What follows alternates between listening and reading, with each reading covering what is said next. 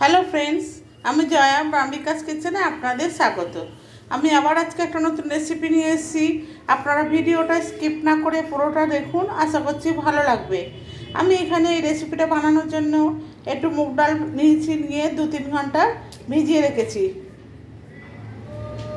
আর একটু নিয়েছি মটর ডাল, সেটাকেও আমি ভালো করে ভিজিয়ে নিয়েছি 2-3 ঘন্টা, ধুয়ে ভিজিয়ে রেখেছি। দিয়ে এবার এটাকে আমি মিক্সার বাউলে দিয়ে এটাকে একটা পেস্ট তৈরি করে নেব। মিক্সার বাউলটার মধ্যে আমি কিছুটা আদা নিয়ে নিয়েছি টুকরো করে, 2টো কাঁচা লঙ্কা। এবার ডালগুলো দিয়ে আমি একটা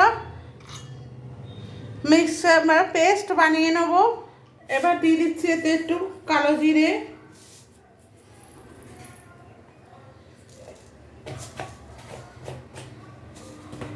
আর দিয়ে দেবো স্বাদ মতো লবণ,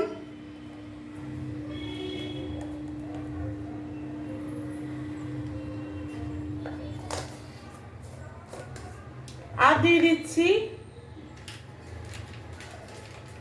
হাফ চামচের মতো হলুদ গুঁড়ো। দিয়ে ডালটাকে আমি ভালো করে ফেটিয়ে নেব। আর দিচ্ছি একটুখানি চাট মশলা,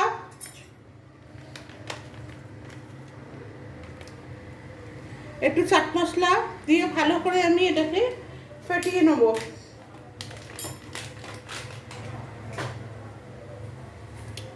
এইভাবে ঘুরিয়ে ঘুরিয়ে ভালো করে ফেটিয়ে নিতে হবে।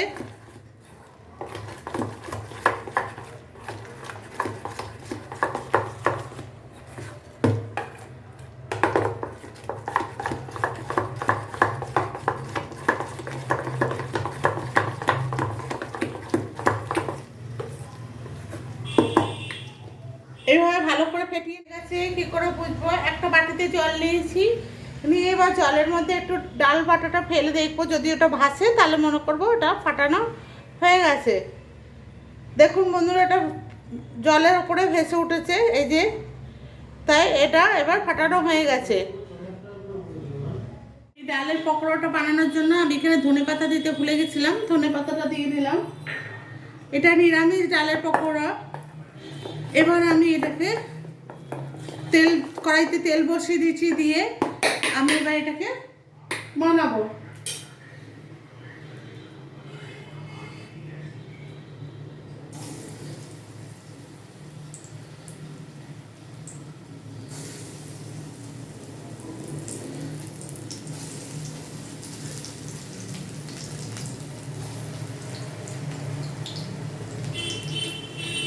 আমি এখানে সর্ষের তেলে বানাচ্ছি, আপনারা চাইলে সাদা তেলে ইউজ করতে পারেন।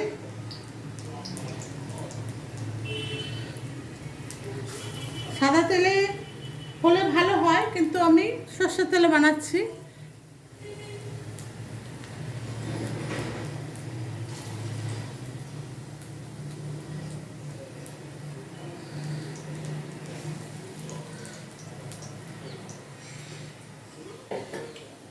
আমি পাঁচটা উল্টে দিয়েছি, দিয়ে উল্টে পাল্টে এরকম করে ভেজে নিচ্ছি।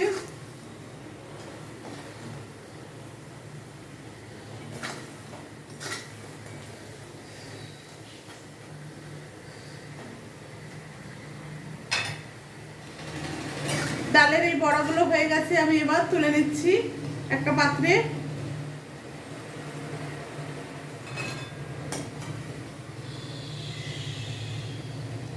এইভাবে সমস্ত ডালের বড়াগুলো আমি করে নেব।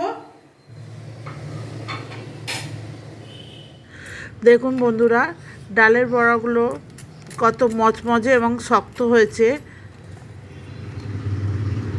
এইভাবে ডালের বড়া করে চা দিয়ে বা গরম ভাতে ডালের সাথে খেতে খুবই ভালো লাগবে। আপনারা ঘরে অবশ্যই বানাবেন। ভিডিওটা শেষ পর্যন্ত দেখার জন্য ধন্যবাদ।